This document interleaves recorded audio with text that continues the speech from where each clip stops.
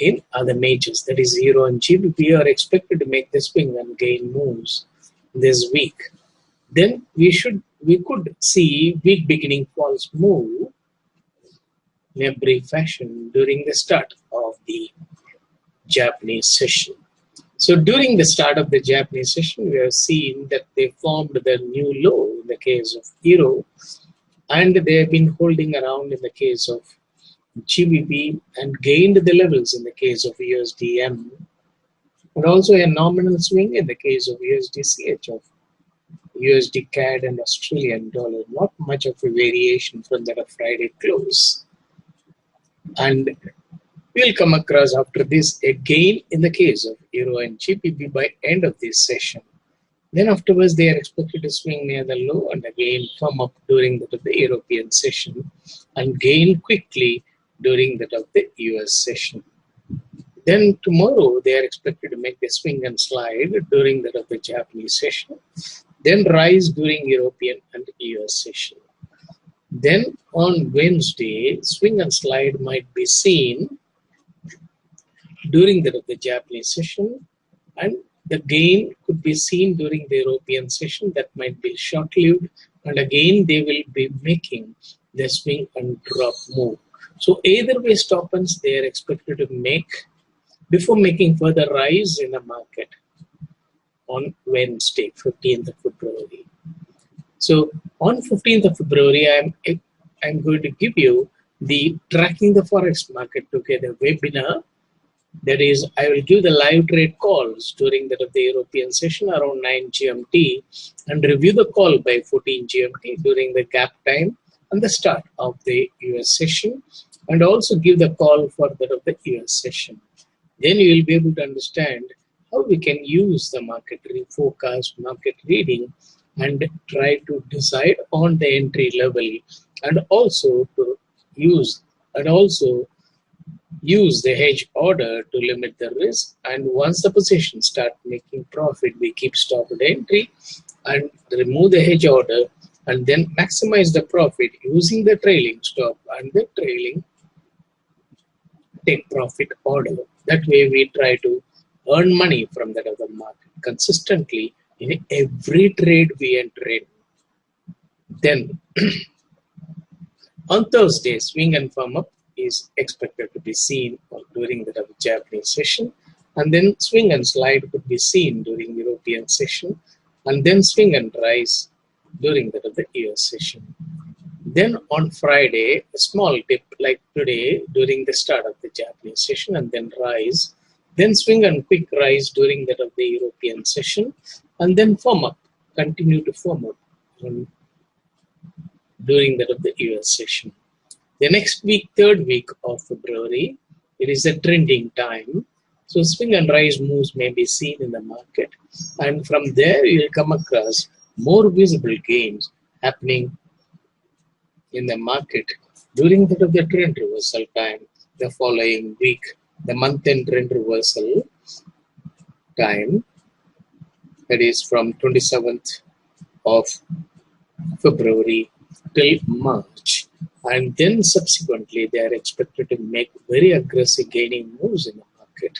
So we'll come across in the market the lower level prolonged consolidation, and then the churning, that is, they gain the level quickly and book profit and drop, and again buyback, gain the level and book profit and drop and buyback again. That sort of churning they are expected to do, that they have done it last week. And this week they are expected to make brief dip and then start gaining the level. After making one churning on Wednesday, they are expected to gain the levels in the market. Thursday and Friday next week onwards, we will come across less drop and more rise moves in the market, and then you could come across shift in trading zone, upward shift in trading zone. During that process, Euro and GBP are expected to gain more levels, and USD-Yen and USD-CHF are also expected to swing and gain level, and that is how they are expected to make the contrarian move in the market. Among the commodity pairs, they are expected to make either way stop runs. In the case of USD CAD, around the current level of 200 pips on the upside, 200 pips on the downside, like that. And then in the case of Australian dollar, they are expected to gain more levels during that of the this week and the next week. So if you look into that of the net change, you can understand euro is showing negative net change. USD-N is showing positive net change as the USD gaining move. But GBP is also showing positive net change as the USD weakening move. So you come across a contrarian move that USD-N and USD GBP both are showing positive net change.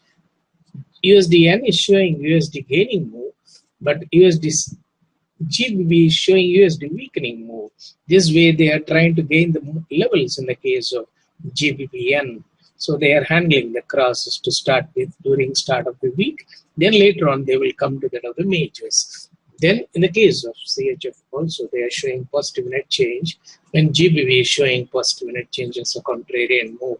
But in the case of commodity pairs, they are showing the USD gaining move.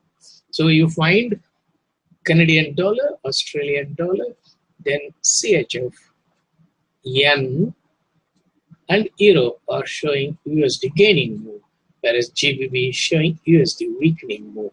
So this sort of contrarian moves, they try to do it in the market in order to handle the respective crosses, and later on they will position themselves in the crosses and then position themselves in the case of the majors, and then try to make visible gaining moves in coming days. So any quick drop is a great buy opportunity in the market.